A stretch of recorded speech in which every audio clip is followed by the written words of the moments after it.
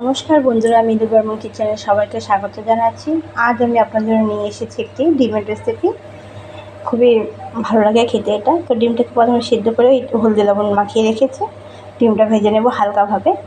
আর এখানে পেঁয়াজগুলো গ্রেট করে নিয়েছি, মিক্সারে পেস্ট করে নিই। এখানে আছে সর্ষা, পোস্ত, কাঁচা লঙ্কা পেস্ট, টমেটো, লবণ লাগবে অবশ্য। আর এখানে গুঁড়া মশলার মধ্যে হলুদ গুঁড়ো আর লঙ্কার গুঁড়োটা লাগবে। আর এখানে কিছু লাগবে না, শুকনো লঙ্কা, তেজপাতা, তেলের জন্য। তো আমি বানাচ্ছি আজকে ডিম পোস্ত। এখানে আমি সর্ষে অ্যাড করেছি, আপনারা চাইলে খালি পোস্ত দিয়ে করতে পারেন। যেহেতু পোস্তটা খালি একা আপনার পেস্ট হতে চায় না, তো অসুবিধা হয় পেস্ট করতে, সেজন্য একটু সর্ষেও মিলিয়ে দিয়েছি। তো কড়াইটা গরম হয়ে গেছে, তো আমি এখন ডিমটা হালকাভাবে ভেজে দিচ্ছি।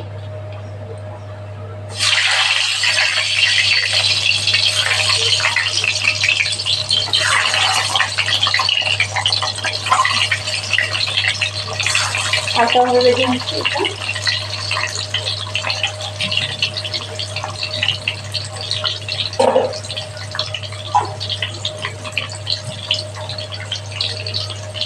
ফ্লেমটা কম, একদম লো করে রেখেছি, ডিমটা বেশি লাল করবে না।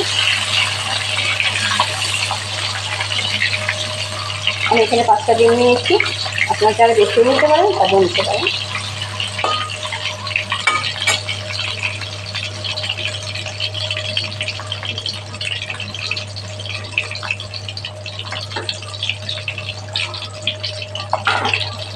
তো ডিমটা হালকাভাবে ভেজে আপনাদেরকে দেখাচ্ছি।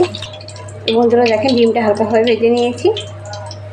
এখন এর মধ্যে আমি দিয়ে দেবো শুকনো লঙ্কা দুটো, ফাটিয়ে নিয়েছি অবশ্যই, আর দিয়ে দিচ্ছি তেজপাতা। এটা ভাজা হয়ে আসো, ফ্লেমটা এখন বানিয়ে দিচ্ছি আমি কম ছিল।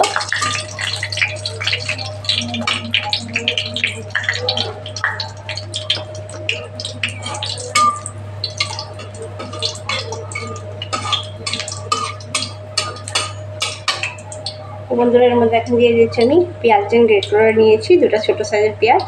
আপনারা চাইলে পেঁয়াজ কুচিও দিতে পারেন। তা পেস্টটা করে নিয়েছি, পেস্ট বলতে কি এটা একদম মিহি পেস্ট না, যেটা মেশিনে গ্রেট করে নিয়েছি।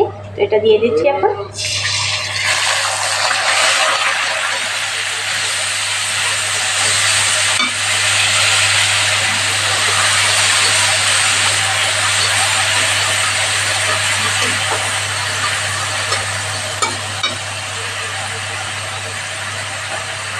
এই পেঁয়াজের পেস্টটা মধ্যে বন্ধুরা এখানে দিয়ে দেবো। মশলার মধ্যে খালি দিতে হবে এটা আমাদের হলুদ গুঁড়ো আর লঙ্কার গুঁড়ো আছে।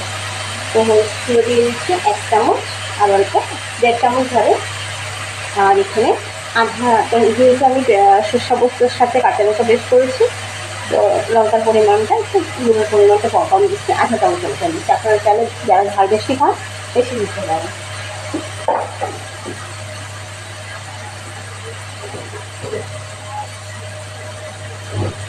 এটা ভালো করে মিশিয়ে নিচ্ছি।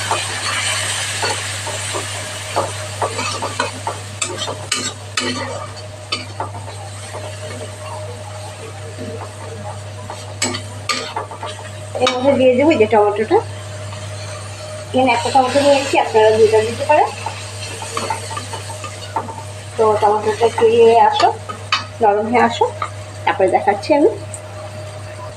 তো বন্ধুরা দেখেন, এই মশলাটা প্রায় ভাজা হয়ে এসেছে। দেখেন মশলা থেকে তেল বেরিয়ে এসেছে। এখন আমি এই পোস্ত আর সর্ষে বাটা যে জারটা মধ্যে দিয়েছিলাম, ওটা থেকে জল রেখে দিয়েছিলাম ওটার মধ্যে, তো ওই জলটা আমি এখন দিয়ে দিচ্ছি। এখানে মশলাটা ভাজা হয়ে গেছে।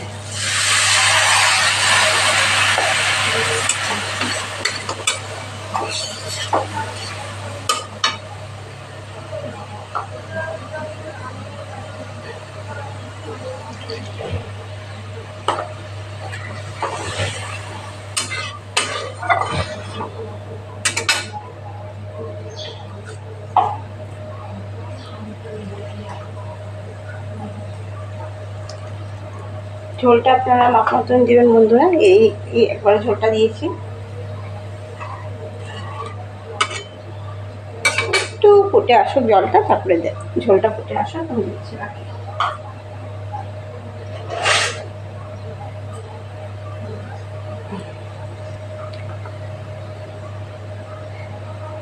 তো বন্ধুরা, প্রথমে আপনারা ভাবতে পারেন যে সর্ষে পোস্তটা আগে কেন দিলাম না আমি মশলা সবটা আছে, যেহেতু এটা ডিম পোস্ত, এটা অন্যরকম স্ট্রিক করে বানাতে হয়। তো আগে প্রথমে এই পেঁয়াজ বাটা আর লঙ্কার গুঁড়ো, হলুদ গুঁড়ো এগুলো দিয়ে টমেটো দিয়ে মশলাটা সাথে জল দিয়েছি।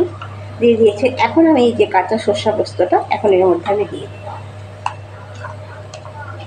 ডিম পোস্তর মেন এই ট্রিকটা এটাই, আমরা মশলাটা সাঁতলাবো না, ভেজে নেব না,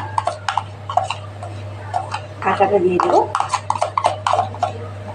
দিয়ে এটা 10 মিনিটের মতো ফোটাতে হবে, যাতে পোস্ত আর সর্ষের কাঁচা গন্ধটা চলে যায়। তো আমি এটা বাটি ধরে একটু দিয়ে দিচ্ছি জলটা, আর এটা ঢেকে দিচ্ছি। আর বন্ধুরা, আমি লবণ ভাবলেন লবণ কেন দিলেন, যেহেতু আমি লবণটা কী করেছি, আমি সর্ষে পোস্ত পেস্টটার মধ্যে লবণটা একসাথে রেখে দিয়েছিলাম, যেহেতু সর্ষেটা আবার একটু তিতো ভাব হয় বেশি করলে, পেস্ট করলে, সেই জন্য আমি লবণটা মিশিয়ে রেখে দিয়েছিলাম। সেই জন্য আমি লবণটা এখানে দিলাম না, আপনারা লবণটা এটা একসাথে দিয়ে দেবেন। আর তো এটা ফুটে আসুক, 10 মিনিটের মতো এটা ফুটতে দেন বন্ধুরা, কাঁচা ভাবটা চলে যাক এটা। তো বন্ধুরা, আমি ঢেকে দিয়েছিলাম 10 মিনিটের মতন, দেখেন অনেকটা টেনে এসেছে আর এটা কাঁচা গন্ধটাও চলে গেছে। এখন আমি এর মধ্যে এই ডিমগুলো দিয়ে দিচ্ছি, দিয়ে 2 মিনিটের মতন আবার ঢেকে দেবো। ফ্লেমটা অবশ্য কমেই থাকবে।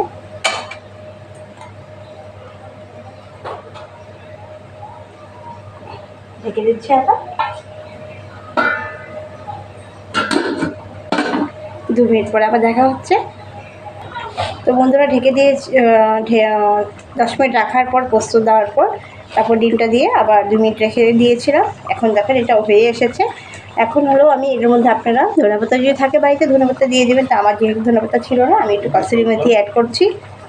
কসুরি মেথিটা অ্যাড করছি, এটাও খারাপ লাগে না, দিতে সেন্টটাও খুব সুন্দর হবে।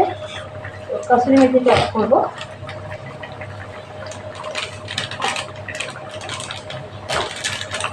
কসুরি মেথিটা দিলে আরও টেস্টটা আরও অন্যরকম হয়ে আসে, দিয়ে দেখবেন খুবই ভালো লাগে। এটা ক্রাশ করে দিচ্ছি একদম, এই যে দিয়ে দিচ্ছি আমি।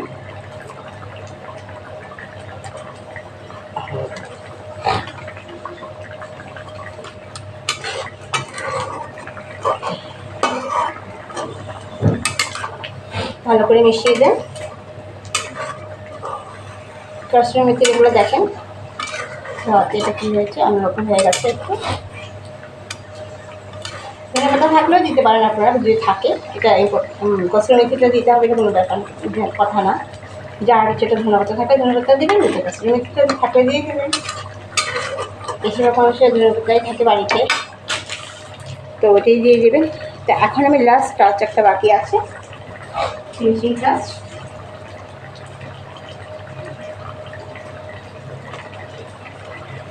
আমি এটা কসুরি মেথিটা এটা ঝোলটার সাথে একটু মিক্সে দিয়েছি, তাই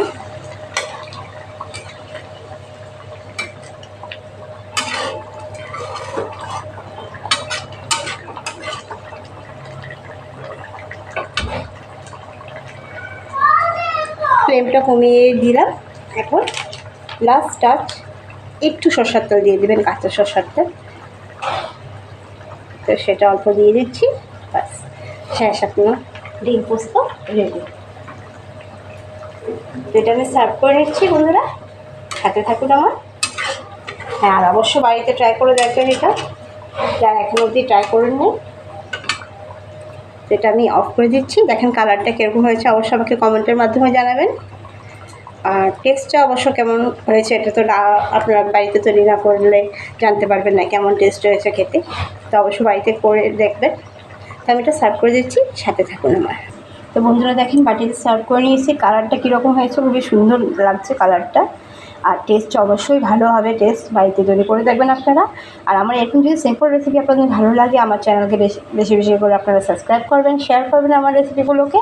আর আমার সাথে থাকুন, যেন আমি এগিয়ে যেতে পারি আপনাদের সাথে এই চ্যানেলকে নিয়ে। তো আজ এতখানি, কাল দেখা হবে নতুন একটি রেসিপির সাথে মিলি বাবুল কিচেনে। নমস্কার, সবাই ভালো থাকবেন, সুস্থ থাকবেন।